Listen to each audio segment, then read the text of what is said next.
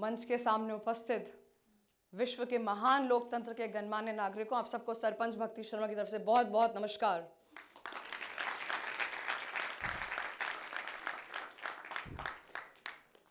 On a bright day, a 25-year-old girl, she visits the house of all the villagers. Now, as she was approaching them, she sees a man coming close to her. He comes, he grabs a 100-rupee note, and as a token of love and affection, he gives it to her. Now, in the evening, when this girl goes back to her home, her favorite meal was prepared, but she refused to eat it because deep inside she knew that the man who gave her 100 rupees, his family was sleeping hungry that night. So it was on this first day of my convalescing when I walked 12 kilometers barefoot, my conception of what a village is completely changed. When I came back to India, I was completely blank. I know it's a negative word, blank. Blank in a sense, like how could I best serve my country? People who have no say, people who are invisible. Nobody would even care to stop by and look who these people are, and people who are actually voiceless. So when these elections came up, deep inside I knew that I wanted to do something for the society. But what? Open up an NGO or float an idea, some good idea. But that was not my cup of tea. So I thought, yes, when these elections are announced, I had a smile on my face and I knew that yes, this is what I wanted to do. I consulted my family. The eldermen from the village, they approached, they came to my grandfather and asked, we need Bhakti as a Sarpanch. They wanted an educated Sarpanch. And I, being a master's in political science and college top, I was like, yeah, things are very easy for me. I can easily handle each and everything. What? I have these projects, I'm going to go and transform each and everything. But I was looking at all these things from an urban mindset and trying to reform that rural structure. It was the first thing where I was wrong. So when I see our policy makers, they always say, we want to link the rural areas with the urban mainstream. Who are we to call ourselves as mainstream when we still live in a country with 65% of the people living in those rural areas? So today, being responsible for some 500 households in 5 villages under me, while my conception and my experiment says that if all the common policies are actually implemented with this effective team, with an iron will, we can start seeing green shots. So whatever little we have done as per the government policies are, 100% financial inclusion through the Jan Dhan Yojana, 100% ration cards made for all, ODF panchayat, social housing schemes, solar street lights, community halls. The roads made under our tenure are 9 to 12 inches in crust. And a dozen of youth today in empowerment. So after all these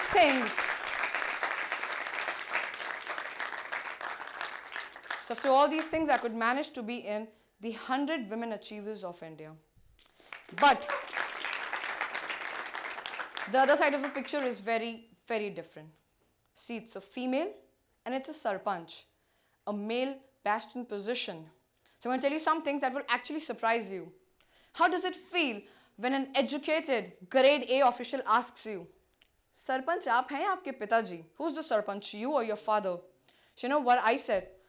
So let me clear. Oh, he thought Angrezi to aati hi nahi hai, you know. So I stand and I was like, sir, do you see a Sarpanch Baap or a Sarpanch Bhai on my left or my right? If not, so this means I am the Sarpanch. Or when the villagers think,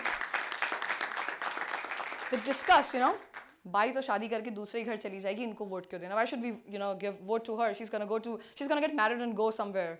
Or when the panchayat secretary thinks, she's an educated girl, how she's gonna handle all these things, so I'm gonna handle all the affairs. When your family interferes in each and everything you do, or when you don't use your family's name and still the government officials would say, "Arey inka kaam to kar hi do, ye to unke bacche hain." Or above all, when you're actually giving everything from your pocket and still those government officials expect a slice out of it, it is then you know that success doesn't come in a goodie box wrapped up well. You need to strive and strive hard with all your ideas and work over there. And Let me tell you, when you're working for the villagers, we should keep one thing very clear in our mind, that we're working for that segment that is actually not literate. So it is one of the biggest challenge. The way, how do they look at life, the ideas, the motives of dealing with each and everything, the nuances of coming out of their comfort zone. So after considerable perseverances, now today when people hear about Barkhedi, you know what clicks their mind? The first thing, caste is not a barrier over there. This feudal mindset. I'll tell you a short story.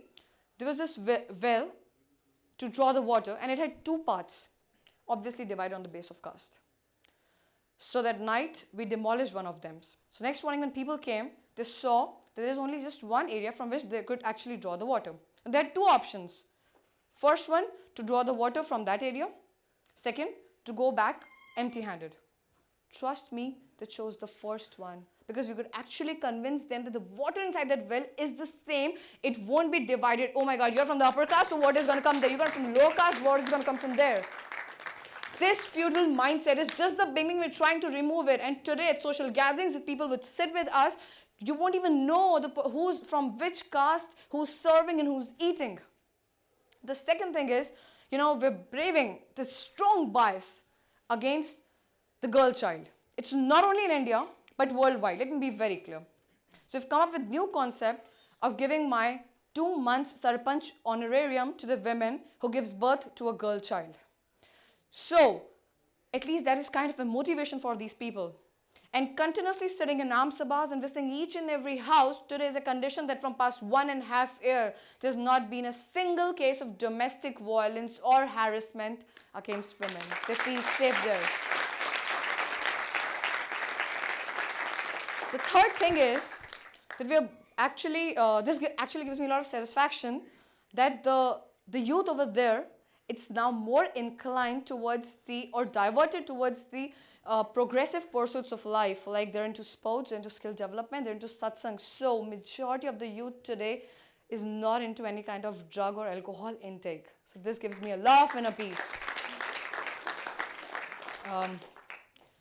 The fourth thing is, in our country, in all the villages, we have this big issue of medical facilities that's not provided the way it should be. So we've been keen and consciously working with such NGOs, voluntaries providing services, who have given us free surgeries, free medical checkups, and free medicines. So this is something that the villagers actually want today. Be it the counseling sessions.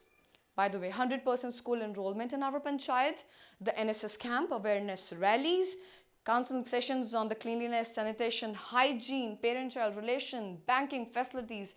All this has been possible because there has been 100% involvement of all the villagers over there. We actually have done our own survey to know the positions of each and every household. We know what is the income, what is the expenditure, how much do they save. So all this has given us an insight. We've come up with a particular strategy on how we need to work on these village issues. And today we try and reconsider our strategies to achieve our pre-agreed objectives. One of the favorite things I like is the rural-urban interaction. So the youth over here, I'm going to just ask you a single question. How many of you think or you've seen that there's a common sight to see somebody milking a cow? It is a common sight today? No. So it's like not even 3-4%. Why is this? So because there's been a lot of, a lack of interaction between the urban and the rural, that has led to a big divide. So we asked the college students and the school students to spend a day or a week in our panchayat. Contribute to the village kids, but in return, learn from them how to utilize and not consume. Learn from them how to be happy in small things. Learn from them to be in joint families. We teach them how does a panchayat works that you've always read in your NCERT notebooks. That's it. So no practical research. So this is something to give them an intake about how a village panchayat actually is or how the village is. So this has actually boosted a lot of confidence in the kids of the village, of the panchayat actually. And environment today is a big concern. So in each and every house over there, they have this groundwater recharge with the help of the rainwater harvesting. And in one of our villages, we have a small philosophy like how many daughters we have in a home equal to the number of trees you should plant in your own home. Yeah.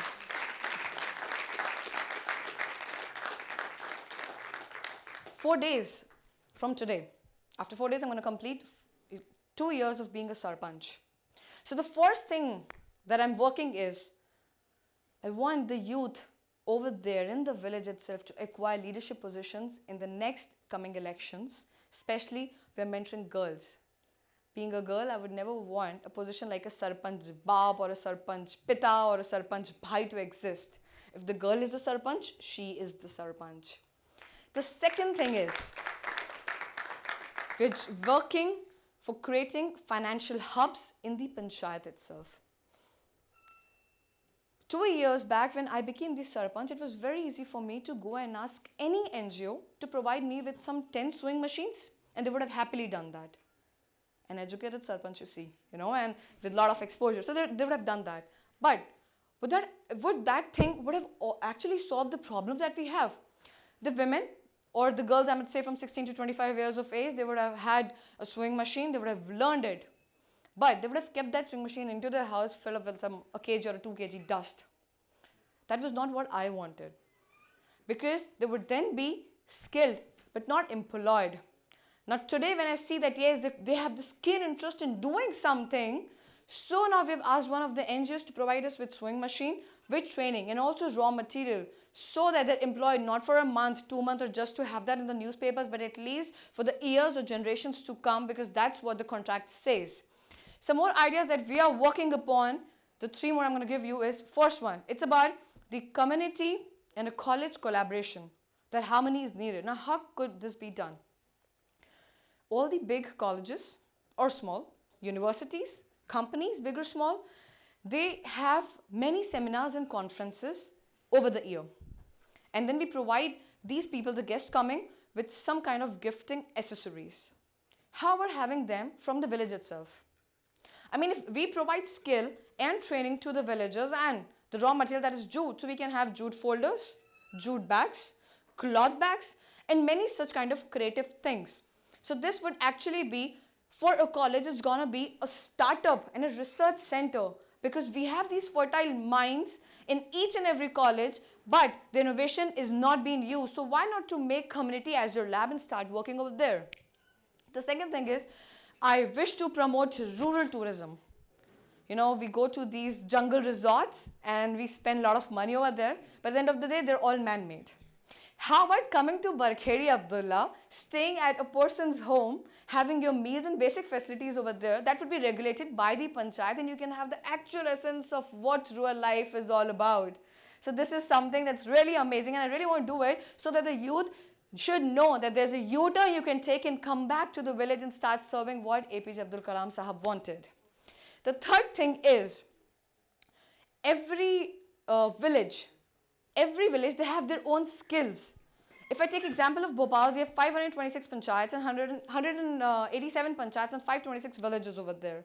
And when you come to Delhi, we have this very beautiful place called Chandni Chowk, and the Bhopali batuas are very famous. Now how about identifying the skill from the village and asking some kind of an NIFTs to produce or promote a particular design that is acceptable globally. So that's going to be something that's really very cost effective, and it's going to give employment, you cannot even imagine, to enormous number of women and households that are actually staying in the villages. The fourth thing actually, and the most important, is that we'll be collaborating with hotels and the 3-star hotels and 4 stars, so that they need a lot of flowers and decorative stuff like that. So we're going to promote flower cultivation to the farmers, and on the other side, the women would be empowered because they would know how to decorate them and how to make those bouquets out of it. So when I use this word financial hubs or clusters, it actually means that we need a set of 5 to 10 panchayats that should be linked, and the basic facilities like school education, healthcare facilities, and above all, that's the employment opportunities should be provided to them over there. This is actually to stop the rural migration towards the urban areas. That is one of the major problems we are facing in our country today. Nobody having a 1 acre, 5, 10, 20 acres of land wants to come to the urban areas, be a laborer over here, live a life that's not actually his. They want to be dependent on their own self. They want to be self-sufficient and self-reliant, and they want to live a dignified life. So if I have to conclude, I would just say that I really wish to nurture the rural and the urban leadership, the enterprises and institutions, with continuous interactive sessions with them, so as to attain something that's called sustainable and interdependent living. Thank you so much. Jai Kisan, Jai Bharat.